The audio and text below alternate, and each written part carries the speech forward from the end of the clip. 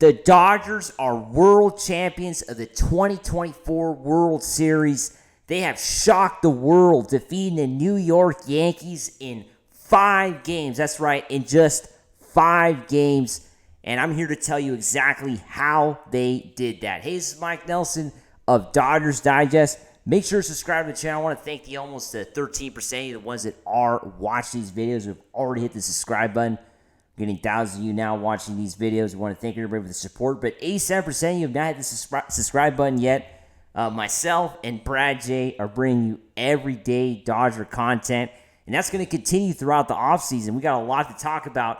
And like John Smoltz said on the broadcast right after the Dodgers won the World Series, he alluded to the fact that the Dodgers are going to be even better in 2025. So we have a lot more to discuss, to say the least, in the next few days. But let's get into today. How did the Dodgers win the World Series? How did they do it? Well, they did it because they have the best offense in modern baseball history. Today was once again evidence of that. Going down 5-0 early in this game. Going down 5-0 early is not. It's no small feat, right? It's a difficult task to come back from 5-0. They became the first team in World Series history to clinch the World Series after trailing 5-0, or trailing by 5 or more runs in a World Series game. This is the biggest comeback in World Series history in the clincher.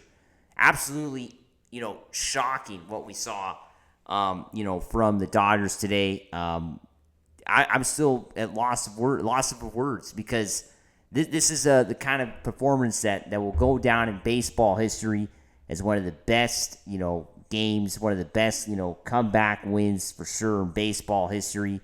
And it all came down, as we know, the 5th inning was absolutely key. That was a big moment, to say the least. But we have to talk about, Freddie Freeman. Freddie Freeman had one of the best World Series in baseball history, right? He had 12 RBIs, tying a World Series record for the most RBIs in a single World Series. The last time this was done was back in 1960. That's right, 1960. Over 60 years ago, the last time a player, got 12 RBIs. That was a record for all these years. And Freddie Freeman tied that today, picking up a couple RBIs in a key moment. And let's talk about that moment, right? That moment is going to live down as one of the biggest blunders in World Series in baseball playoff history. Just in playoff history. This has to be one of the biggest blunders ever. And, for it to be done by the Yankees makes it even sweeter as a Dodger fan. Think about it. This was 2 outs in the 5th inning, bases loaded. The Dodgers, Gavin Lux had just struck out. Ohtani had just struck out. So it was 2 outs in the 5th inning. The score is 5-0 in favor of the Yankees. Mookie Betts is up, and he hits a weak ground ball to Anthony Rizzo at first. I'm thinking, wow, the Dodgers had the bases loaded, nobody out, and they failed to score. This is going to be an important moment in this game. Well, it was the biggest moment of this game, but it was not the kind of moment I expected. I was actually kind of disappointed I think most Dodger fans watching the game were upset that the Dodgers were not going to score on this big opportunity.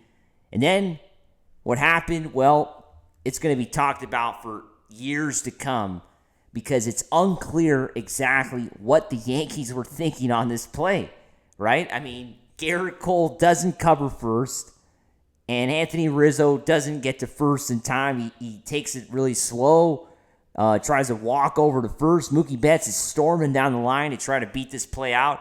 You got to commend Mookie Betts. Mookie Betts did an amazing job on this play just to try to beat the play out. I mean, he doesn't know who's going to cover first. He's just hitting that, it's just a weak ground ball to first base. And he's just trying to run to first, right? He's just trying to beat the play out with 2 outs, trying to extend the inning in a big moment. And he did his job, right? He ran. We know Mookie Betts is a very good runner, to say the least. He's always been a fast runner, and it showed on this play, right? This play was exactly what you want from your team. He didn't try to jog over first thinking, oh, well, I'm out. Anthony Rizzo's like, less than 10 yards away from first. I'm out. He still tried to beat it out. Garrett Cole never made it to first base. Never even attempted to cover first. And the Dodgers took advantage. Anthony Rizzo didn't get to first in time. Well, the Dodgers scored just one run on that play, right? Because it was still bases loaded. Betts beats the play out. Betts of course, gets to first, beats Rizzo to the plate, to the base. And it ends up being, of course, 5-1 at that time. But then we, of course, got Freddie Freeman coming up. And Freddie Freeman had an amazing at-bat with 2 strikes. There was 2 strikes on him. He gets a big hit, and he scores a couple runs to make it 5-3. And then, of course, we know Teoscar Hernández ends up tying up the game. But the big moment has to be Betts and Freeman. Freeman, as we know, had a home run in every game but Game 5, but this game. He was very close to hitting a home run in his previous at-bat. Back in the third inning? Third inning, if I'm not mistaken. Almost hit a 2-run shot. It was caught way out in center field. Almost left the ballpark. Almost went over the fence. Not the ballpark. Almost went over the fence. And that would have been amazing to have Freddie Freeman hit a home run in every game. He could have broke the record for the most RBIs, but none of that matters. Like Freddie Freeman said after the game tonight. I don't know if you were watching the Fox broadcast on the post game. He talked about how the MVP for him doesn't mean much. What matters is the World Series trophy. As he, of course, went back there and grabbed the World Series trophy from his teammates. As he wanted to, of course, touch the trophy now for his second time of his career. Won, of course, with the Atlanta Braves 3 years back. Now, Freddie Freeman has done it for the first time with the Dodgers. And it's such a, as we've talked about before on this channel, in a really difficult year for him personally, for him to overcome that and become the World Series MVP is absolutely amazing. But like he said, none of that really is important to him. What matters to him is winning the World Series. He talked about how all those RBIs, had to do with the fact that he had, runners on, that his teammates got on, and that's all that mattered, right? And going back to the Dodgers in this game, because we didn't even get the 5th inning, of course, the Dodgers tied up the game. Yankees took the lead, and then later on, it was just the offense of the Dodgers, putting pressure, getting runners in scoring position in almost every inning after that, and then eventually breaking through in the 8th inning, trailing by 1 run, but loading up the bases with nobody out. And, of course, Gavin Lux gets the first sacrifice fly to tie the game, and then Mookie Betts gets the sacrifice fly that ends up giving the Dodgers a winning run, winning the game 7-6 today in Game 5 of the World Series. What a game it was, right? This was the best game by far of the whole series. Probably Game 1 and Game 5, right? But this was special, right? Game 1 is going to go down as one of the greatest games in World Series history. With of course Freddie Freeman getting a walk-off grand slam, that's something that's never been accomplished, never been accomplished in World Series history. And I wonder if it will happen again. It's not that easy. A walk-off grand slam to win a game in the World Series, it's not that easy. It's not going to happen very often. And the performance that Freddie Freeman had is not going to happen that often either. Now that's not going to happen. 12 RBIs. That's not going to happen in a World Series. I mean, it took over 60 years for that to happen. It just shows you how difficult that is, to say the least. And yeah, the Dodgers are in a position to win multiple World Series, right? Everybody knows it. This is the start of a dynasty. Something the Dodgers have really never had, right? They had their period, right, in the late 50s, early 60s, where you could call it somewhat of a dynasty. But since then, there's been very few championships, right? A couple in the 80s, very spread apart, 81, 88. And then it wasn't until the 2020 bubble year, the next time the Dodgers won, and of course now. So there hasn't been a lot of championships for the Dodgers as of late. So you hope that this is the start of multiple championships going into this year. The Dodgers were, of course, a World Series or bust team. I mean, it's that simple. The Dodgers were expected to win the World Series when the 2024 season kicked off.